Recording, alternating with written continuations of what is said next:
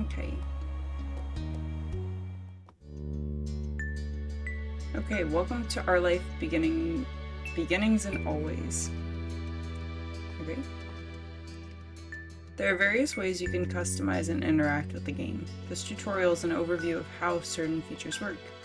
You can read the full tutorial from the main menu to learn about everything in detail. To start off, the game is divided into 4 time periods called steps. Step 1, childhood, 2, adolescence, 3, young adulthood, and step 4 is adulthood. To start off the game, oh wait, just kidding. Our life is further divided by sets of vignettes that take place during specific periods of time. These are called moments. Moments can be played in any order or skipped entirely. You move on to the next step whenever you want by selecting that summer is ending. Okay, so steps 1 through 3 include 5 moments each, and even more can be unlocked by purchasing DLCs. Some are out now, and other DLCs will release later on. Step 4 is an epilogue that doesn't include moments.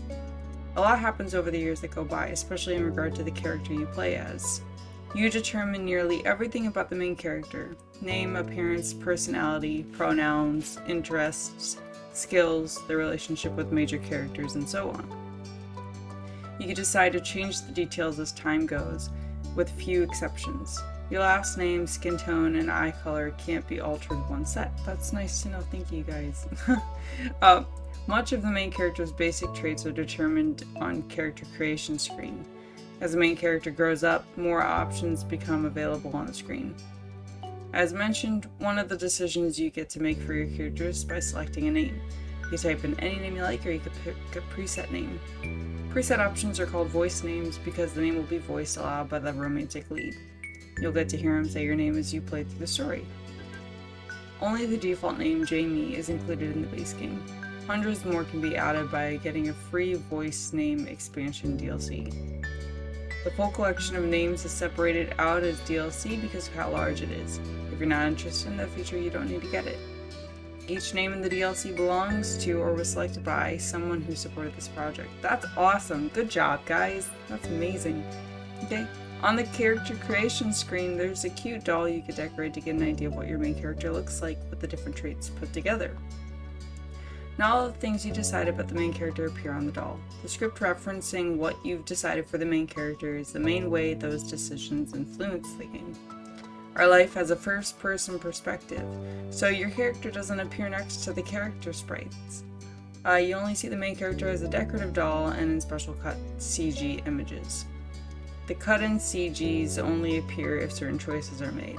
It's possible not to see any during a playthrough. Okay.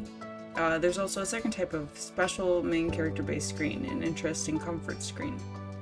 Unless you get the DLCs, the game has only one love interest, Cove Holden. He grows up with the main character, and the interest comfort screen is crucial for determining how that plays out. Interest level sets how much you like him. There are 4 levels: disinterest, fond, crush, and love. Love is only available starting in step 3. Okay. And if you were fond or crush in step 2. Okay. I think that I understand. Okay. There's also a second type of special main character based screen. Just kidding, I read that again. Okay, so comfort determines how you generally react or think when it comes to him. What's his name? Oh, Cove. Okay. There are 3 levels: nervous, relaxed, and direct. Ooh, okay.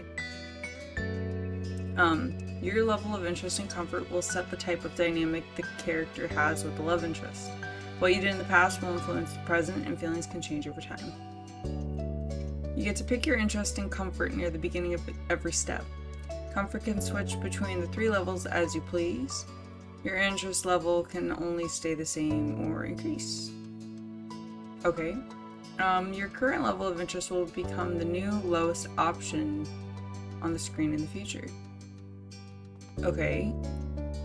For example, if you decide to be fond in step 1, disinterest will not be available on the screens for step 2 and 3, which will make fond the bottom level. Okay, I understand. Interest level has an impact when it comes to physically interacting with Cove. while growing up things are rather simple.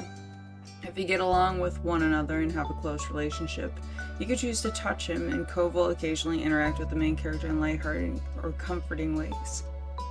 Starting in step 3, touching can become romantic or suggestive if you're at Crush Your Love.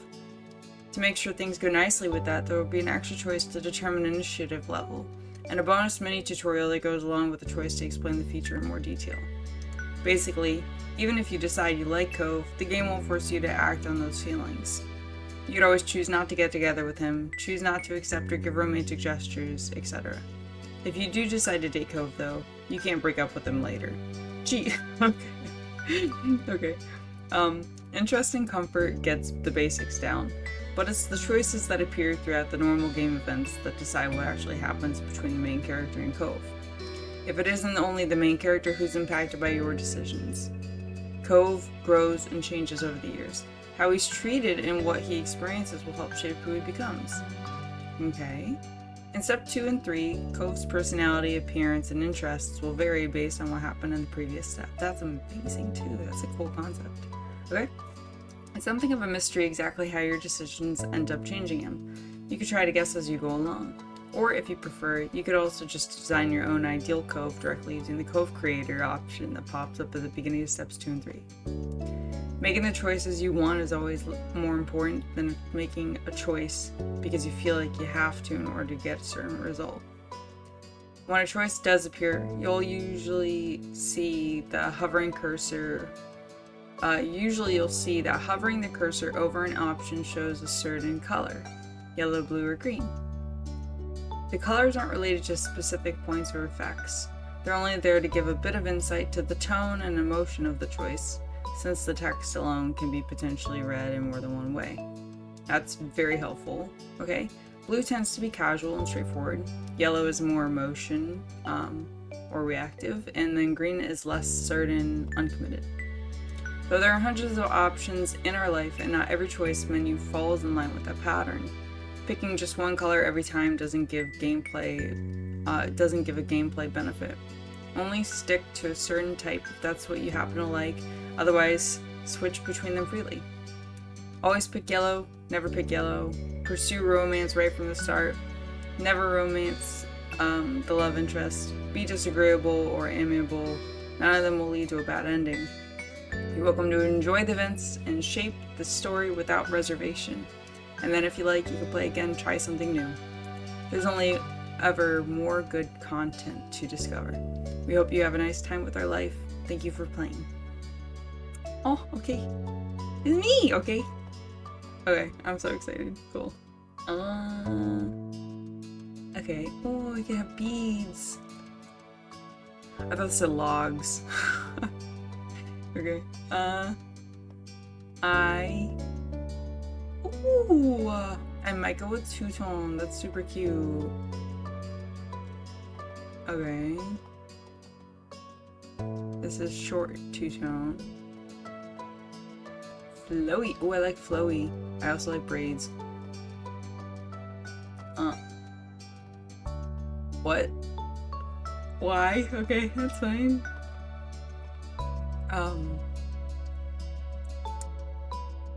We will go. We'll go with choppy. I like choppy. Oh my goodness gracious, I love all these. That's so cute. Okay, I'm gonna go with that one. Okay, so we're gonna go. I'm gonna go pink.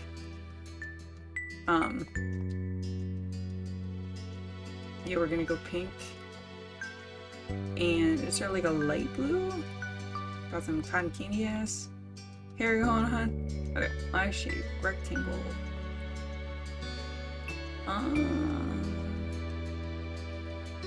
I like that one best. And then, oh, maybe I can make the eyes like. No. I'll go with green.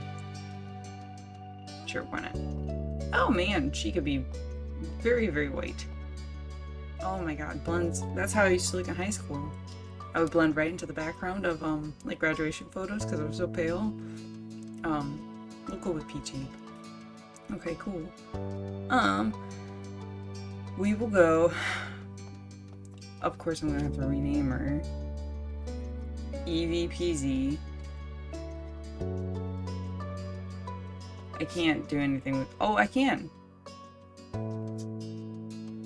Haha. Ha ha ha. We will go with Evie. Her first name and last name is PD. Okay. I don't think I could do a voice name. So, we're just gonna go to the next. Birthmarks.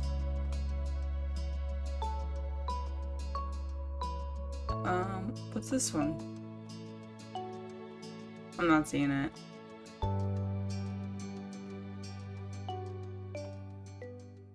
I don't know where it is. I'm not seeing it. Oh, it's probably under there. Got it. Aw. Should I give her freckles? Nah. Hand size? I can't see my hands. I'm just gonna stay plain. I'm gonna do slender hands because I have long, spindly fingers. I like dresses. I do. So we're gonna go with dresses. I like bracelets. I like necklaces. I am not a hat girl, but I wish I were. And I always wear a watch, so sure. Cool. Cool, I'm done. Yes, queen, okay. Oh, begin the prologue, okay. Summer in Sunset Bird was a special time of year. Your usually sleepy town began to bustle. It was a popular tourist destination, with people coming from all over to enjoy the beach, the weather, and the relaxation that came with both. The smell of the ocean, crisp and salty, hung in the air, bringing 3 whole months of schoolless vacation with it. During the summer, your moms didn't like you to wander too far outside your neighborhood, so you knew the area pretty well. That included the people. Families came and went from Sunset Bird, but they mostly stayed and did what your mom called putting down roots. They built businesses, they got to know each other, and they definitely said hello to the nice young kids who waved when passing their stores.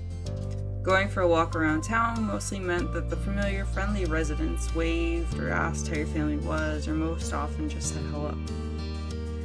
Okay, you didn't really get why they always had to say hi. They saw you every day, but you nodded back at them anyway.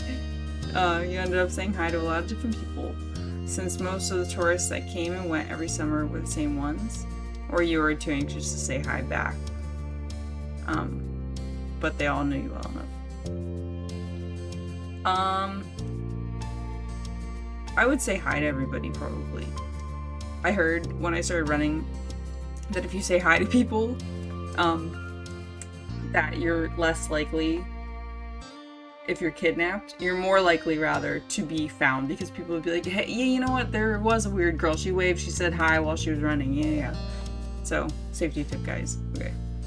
You enjoyed learning all about where they were visiting from and hoped to visit those places one day too.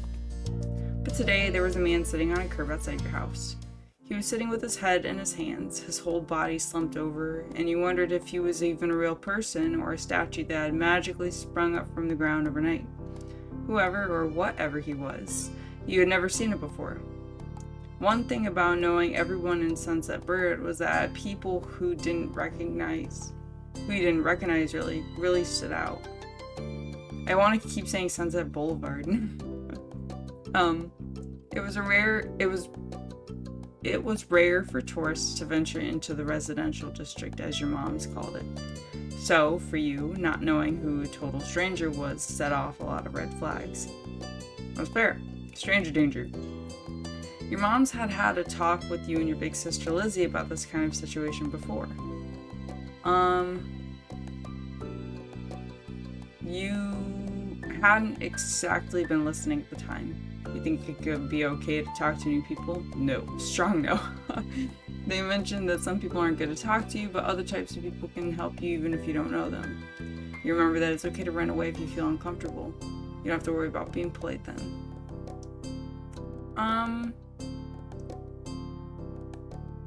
I would say that I would go with the second one, because some people can help. You aren't sure about this man yet. I proceed with caution, usually. Okay.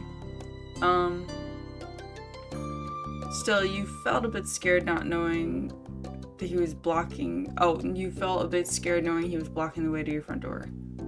But you were pretty interested. You wanted to know more about what was going on. Whether or not he was nice, you didn't want to be bothered. Yeah, I don't like that he's sitting in front of my door. You slowed down, your mind racing for ideas on how to get past him unseen, but it was too late to escape.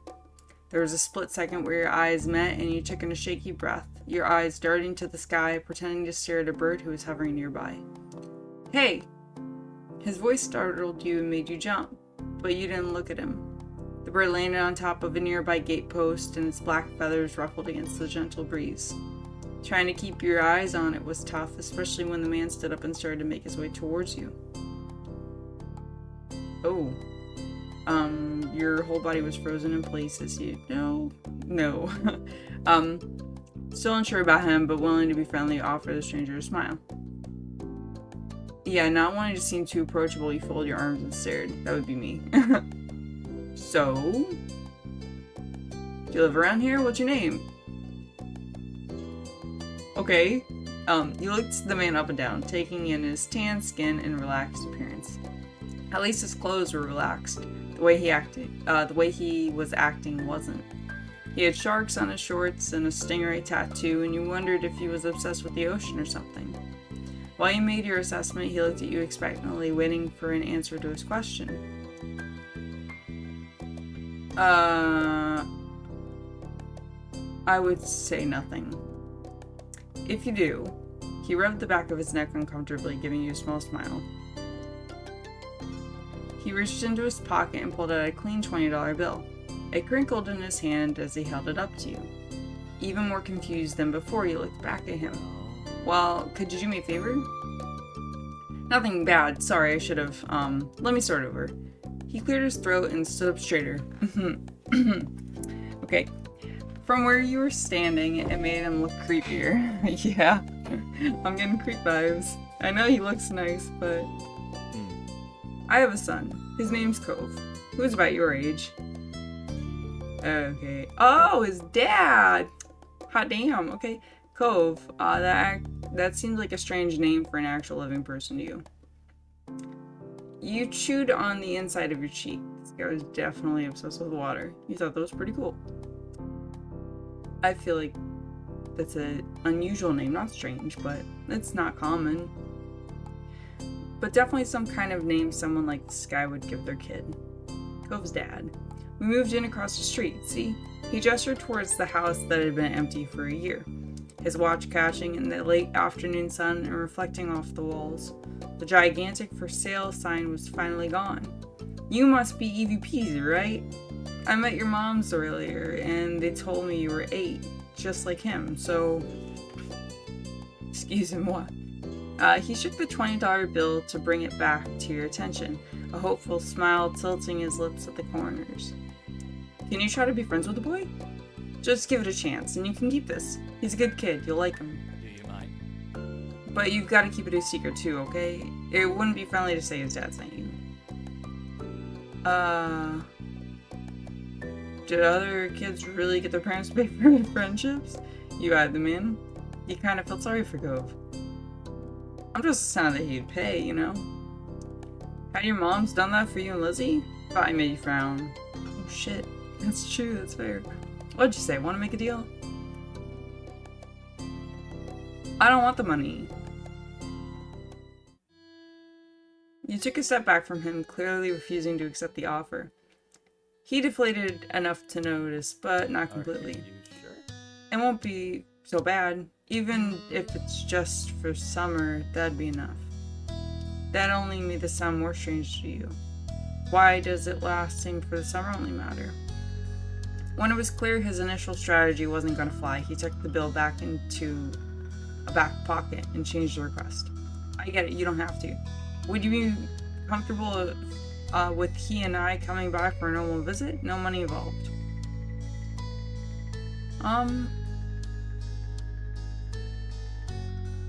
You'd have to ask my mom. Yep, both of them. Both of them.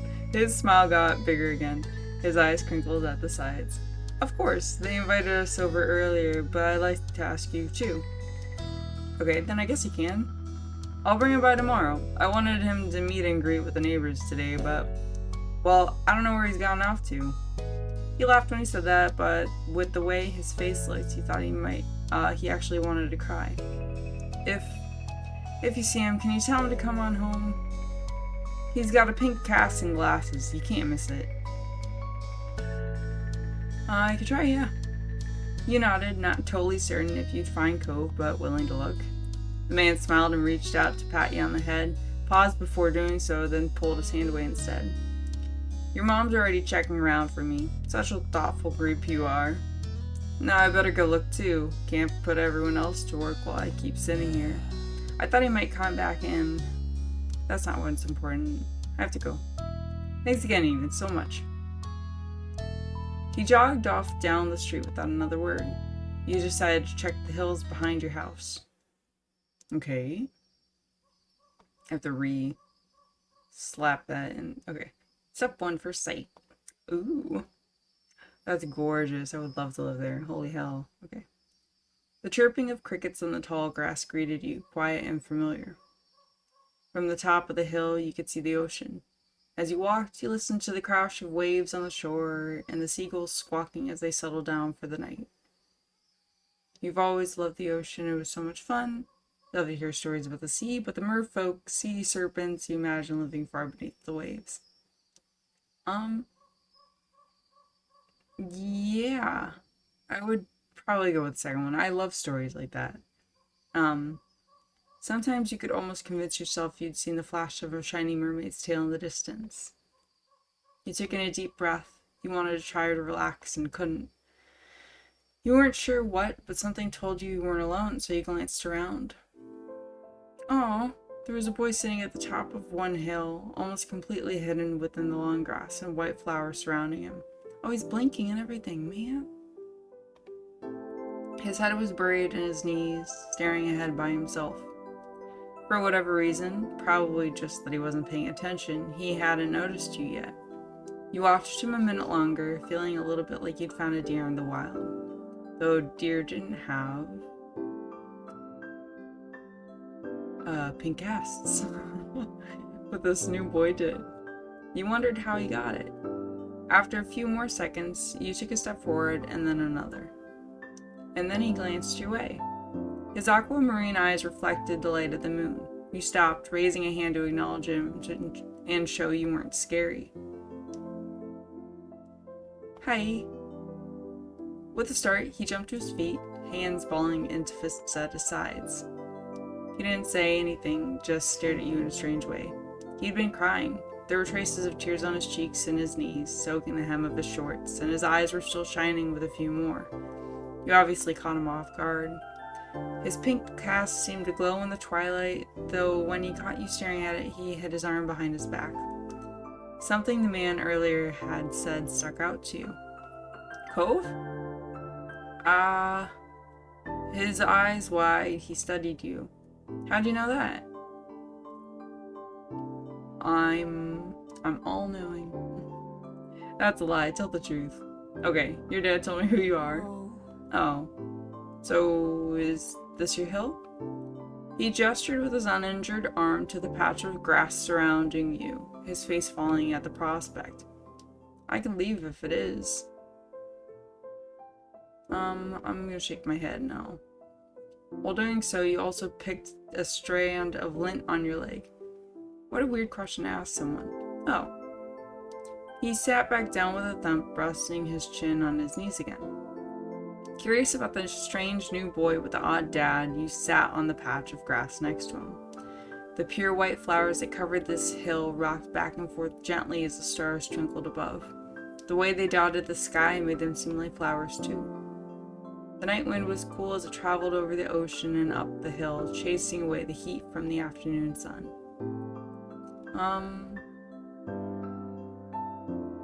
Why are you here? A quiet hiccup escaped Cove as soon as you asked the question. Almost like they'd never stopped, his tears started up again with vengeance. My parents, they don't want to live together with me anymore. Oh, poor baby.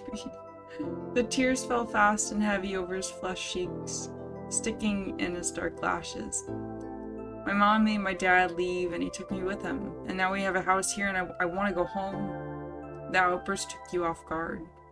By the time he was done wailing, Cove's chest was heaving with exhaustion. He sniffled and removed his glasses, wiping at his eyes with the back of his hand before he put them back on again. I hate this place. I want my real life back. I want my mom.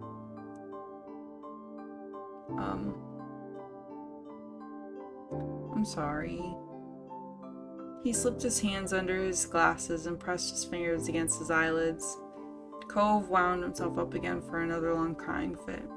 You felt bad for him, being forced to come here with no choice. You can imagine what it would feel like to live with only one of your moms, but it must be pretty hard. But from way off in the distance, you heard your parents. Evie! Cove! Kids, where'd you go?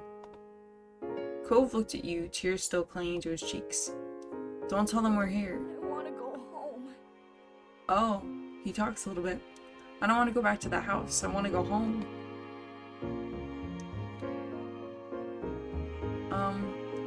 It'll be okay. You were struck by a sudden need to reassure Cove. It's not gonna all be fun, but isn't he your family too? Yeah, I guess. Then you can count on him when you really, really need him. You shot a grin, pushed yourself up to your feet. Slowly, Cove stood up with you, still looking a little reluctant. His dad's voice ringing out again. Cove, can you hear me? He looked towards the sound of his dad's voice, silent, then turned away while rubbing his not-bandaged arm. Sorry, I still don't want to go. I waited silently with him.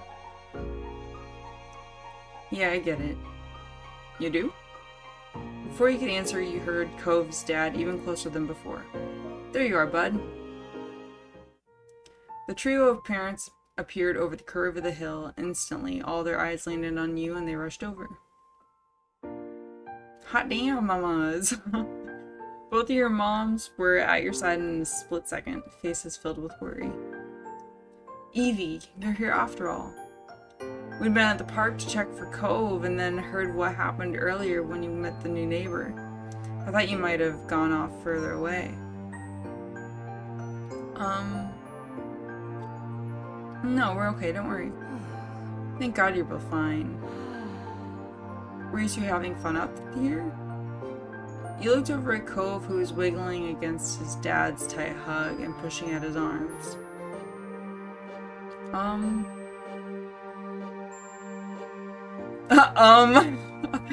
Yes, I like him. You nodded, smiling slightly. Finally letting go of a squirming, scowling son, Cove's dad turned to the three of you. Thanks very much for finding him. I don't know this neighborhood. Good thing Evie knows this whole area so well. Absolutely. We should be getting home now. It's been a long day for us all. Say goodbye, Cove. Bye. Poor kid. The two of them walked off into the darkness, heading towards the neighborhood. You watched Cove's bright pink cast until it disappeared. Tell you what, we'll have a proper play day tomorrow, okay?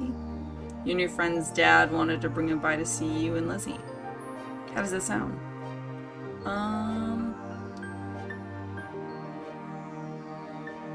Yeah, sure. Nod. Okay. Both your moms laughed, the sounds overlapping into a warm, familiar chorus. Mommy put her arm around your shoulder and led you towards the path. Satisfied and more than a little ready to go to bed after your long, exciting day, you followed them home. Choose your feelings for Cove. This is how you feel towards Cove for this step. It could change in later steps. Okay, I would say I'm fond of him. He's nice. I would say that I'm relaxed with him. He seems just, I don't know. It feels like he's safe.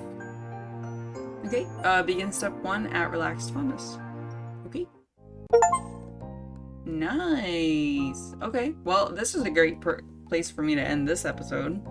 I'll go ahead and get through the next chapter. I wanted to play a couple other games so that way I could post them onto my channel.